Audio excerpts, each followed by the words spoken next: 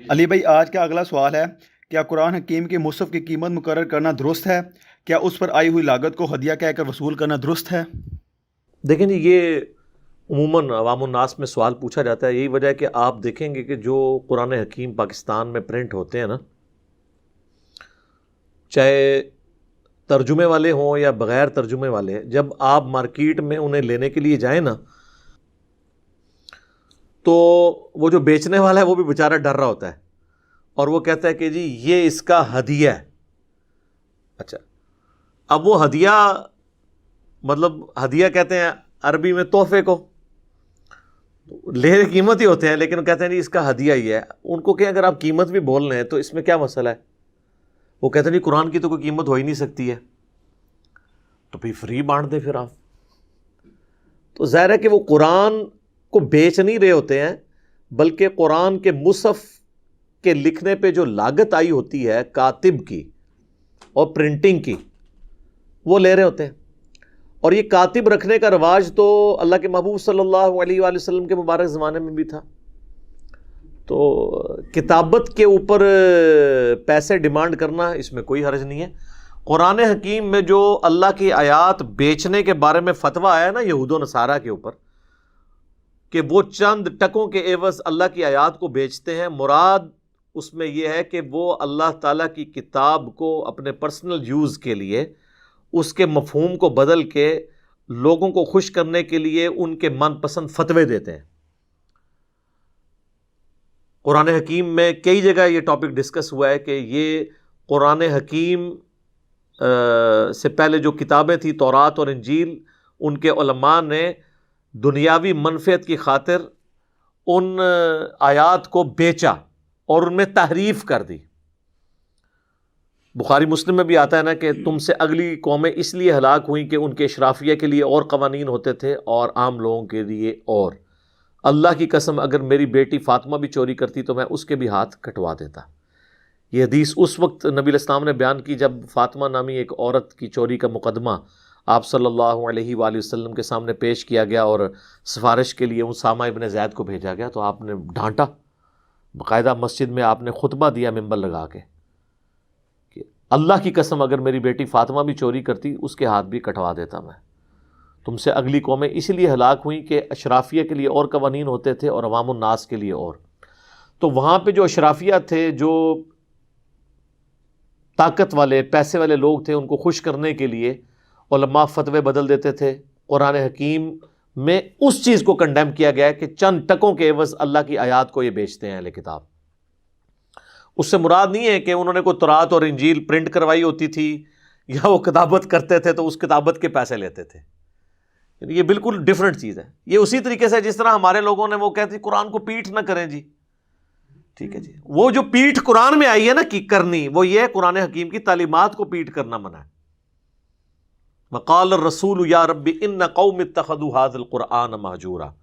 رسول اللہ شکایت کریں گے قیامت والے دن، اے اللہ میری قوم نے، میری امت نے اس قرآن کو پیٹھ کے پیچھے ڈال دیا تھا. تو یہ فزیکلی پیٹھ کرنے کے اوپر نہیں آیت ہے، بلکہ اس کی تعلیمات سے روح گردانی کرنا. فزیکلی بھی آپ نے جتنا احترام کرنا ہے وہ آپ ضرور کریں، لیکن اصل جو اس کا مقصد ہے اس کو پورا کرنے کی کوشش کریں کہ اس کی تعلیمات پہ آپ عمل کریں، تعلیمات کا احترام کریں، اللہ اور اس کے محبوب صلی اللہ علیہ وآلہ وسلم کے فرامین کی آپ پیروی کریں. تو قرآن حکیم کا ہدیہ آپ لے سکتے ہیں، آپ اسے قیمت بھی کہہ کے لے سکتے ہیں، کوئی اس میں گستاخی نہیں ہے. اس قیمت سے مراد یہ نہیں ہے کہ قرآن کوئی بیچ رہا ہے، جس طرح وہ کہتے ہیں جی ختم قرآن لفظ نہ بولیں، قرآن ختم ہو گیا. اچھا جی کیا بولیں؟ تکمیل قرآن. سر تکمیل قرآن بھی نہیں ہو سکتی آج، تکمیل قرآن تو 1400 سال پہلے ہوئی ہوئی ہے. الیوم اکملت لکم دینکم واتممت علیکم نعمتی ورضیت لکم الاسلام دینا. وہ تو نبی الاسلام پہ تکمیل ہوئی ہے، یہ بھی ورڈ نہیں آپ یوز کر سکتے. تو وہ یہ الفاظ کے ساتھ کھیلنا اور انہی کے اندر الجھے رہنا، یہ اسلام کو مطلوب نہیں ہے. اسلام کہتا ہے آپ تعلیمات کو فالو کریں. لہٰذا قرآن حکیم کی اگر کوئی قیمت مقرر کی جاتی ہے، اسے آپ ہدیہ نہ، آپ قیمت کہہ کے بھی لے سکتے ہیں. لینے والے کو بھی پتہ ہے، بیچنے والے کو بھی پتہ ہے کہ جو اس کے اوپر لاگت آئی ہے میں وہ لے رہا ہوں. اگر کوئی مفت دینا چاہتا ہے ضرور دے. پاکستان میں کئی لوگ ہیں جو لاکھوں کی تعداد میں ترجمے والے مصحف جو ہیں وہ مفت تقسیم کر چکے ہیں. اللہ کا شکر ہے اللہ کی رضا کی خاطر.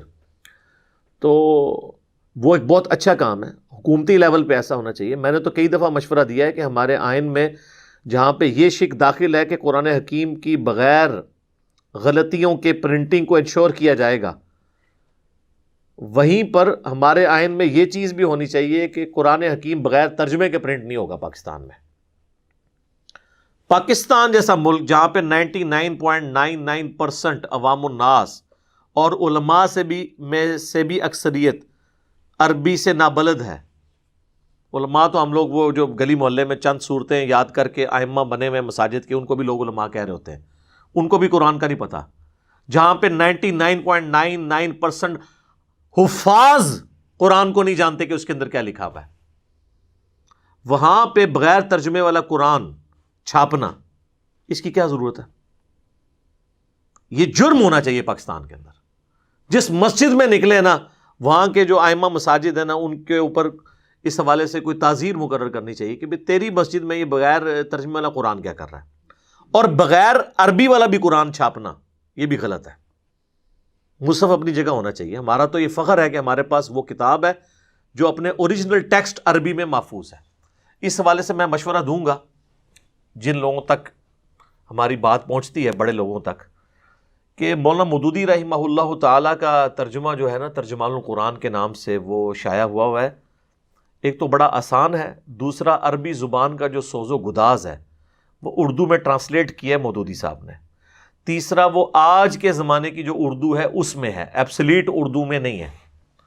ٹھیک ہے, اب مجھے عربی آتی ہے تو میں سمجھتا ہوں کہ واقعی اگر قرآن اردو میں نازل ہوتا نا تو جو سوز و گداز مودودی صاحب کے ترجمے میں ہے نا, وہ واقعی انہوں نے عربی کو اردو میں ٹرانسلیٹ کیا. وہ انہوں نے اب ایک نیا قرآن پرنٹ کیا جس میں ایک صفحے کے اوپر صرف عربی لکھی ہوئی ہے رائٹ والے پہ, اور لیفٹ والے پہ صرف اردو ہے.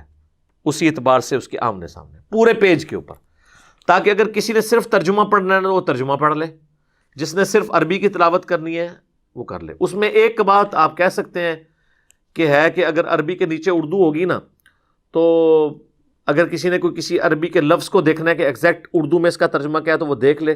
تو وہ تو سر عام تراجم کے اندر بھی یہ فیسلٹی اویلیبل نہیں ہے, کیونکہ نیچے ہوا ہوتا ہے با محاورہ ترجمہ, اور ایگزیکٹلی عربی کے نیچے وہ اردو والا لفظ نہیں آ رہا ہوتا. سوائے دارالاسلام نے ایک قرآن چھاپا ہے, یا حافظ نظر صاحب کا ایک قرآن ہے جس میں با محاورہ ترجمہ ایک لائن میں, اور پھر نیچے ڈبے بنے ہوئے ہیں, ہر لفظ کے نیچے ہے وہ ترجمہ. یا شبیر صاحب کا ایک ترجمہ ہے جو 3 کلرز کے اندر پرنٹ ہوا ہے, بلیک میں اور پی کاک کلر ہے, اور تیسرا میجنٹا کلر جو ہے وہ گلابی, اور سمجھ لیں یہ جو لائٹ بلو کلر اور بلیک, یہ 3 کلرز میں. تو وہ انہوں نے نا وہ جو عربی اوپر لکھی ہوتی ہے نا اسی کلر کی نیچے وہ کوڈنگ انہوں نے اسی کلر کے اندر ترجمہ کیا ہوا ہے. اس طرح کے ترجمے اویلیبل ہیں. تو بہرحال بہتر یہ کہ آپ مفہوم کو دیکھیں, پلس پیرلل میں آپ عربی ضرور سیکھیں. میں بار بار کہتا ہوں کہ عربی سیکھنی چاہیے, لیکن عربی سیکھنے کے بعد ترجمہ پڑھنے سے پہلے اگر آپ کو موت آ گئی تو پھر آپ کیا کریں گے؟ مہربانی فرمائے آپ عربی سیکھ بھی لیں نا, آپ ترجمہ کر بھی لیں, آپ کے ترجمے کو کسی نے نہیں ماننا. وہ کہیں گے آپ کو تو احمد صاحب بریلوی صاحب سے زیادہ عربی نہیں آتی, اشرف علی تھانوی سے زیادہ نہیں آتی. تو آپ بہتر یہ ہے کہ احمد صاحب بریلوی صاحب کا ترجمہ پڑھ لیں. اگر کوئی بریلوی ہے, کوئی دیوبندی ہے تو اشرف علی تھانوی صاحب کا ترجمہ پڑھ لے, کوئی اہل حدیث ہے تو جونا گڑھی صاحب کا پڑھ لے اپنے عالم کا, کوئی شیعہ ہے تو سید فرمان علی شاہ صاحب کا پڑھ لے, کوئی عام مسلمان ہے تو مودودی صاحب اور فتح محمد جلندری کا ترجمہ پڑھ لے. پڑھے صحیح, یہ ان چکروں میں نہ ڈالیں ترجمہ کس کا پڑھنا ہے کس کا نہیں. اوور آل آلموسٹ سیم ہی ہے. باقی ظاہر ہے جب بھی ایک زبان دوسری زبان میں ٹرانسلیٹ ہوتی ہے 100% تو آپ اس کو نہیں کر سکتے. آپ 10 صحابہ بھی لے آئے نا جن کو اردو یا انگلش آتی ہے, اور ان کو کہ آپ اپنی عربی کو اردو یا انگلش میں ٹرانسلیٹ کریں, تو وہ بھی 100% ایک جیسا ترجمہ نہیں کریں گے. ہاں مفہوم سب کا ایک ہوگا. بسم اللہ کا ترجمہ اگر کوئی کرتا ہے اللہ کے نام سے شروع, بہت اچھا. کوئی کرتا ہے شروع اللہ کے نام سے, بہت اچھا. کوئی کہتا ہے شروع کرتا ہوں اللہ کے نام سے. سب نے اللہ کے نام سے شروع کیا ہے, چند ایک جگہ پہ سب نے مس ہینڈلنگ کی ہے. اس سے آپ روند نہ ڈال کے بیٹھ جائیں.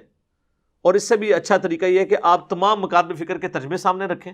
میں نے باقاعدہ فزیکلی ایک ویڈیو بھی اس پہ ریکارڈ کروا دی ہے, قرآن حکیم کی 8 ٹرانسلیشنز. تو آپ دیکھیں میں نے فزیکلی بتایا کہ اس آیت کا ترجمہ انہوں نے یہ کیا, انہوں نے یہ کیا, بتائیں کیا فرق ہے.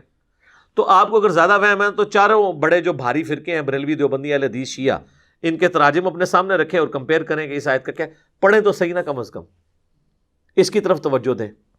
تو قرآن حکیم کی قیمت مقرر کرنا اس اعتبار سے یہ بالکل درست ہے۔ وہ قرآن حکیم کی قیمت نہیں آپ لے رہے ہوتے ہیں، بلکہ اس کی کتابت پہ جو لاگت آئی ہوتی ہے اس کو آپ ہدیہ کہہ کے لے لیں، اس کی قیمت کہہ کے، پرائس کہہ کے لے لیں۔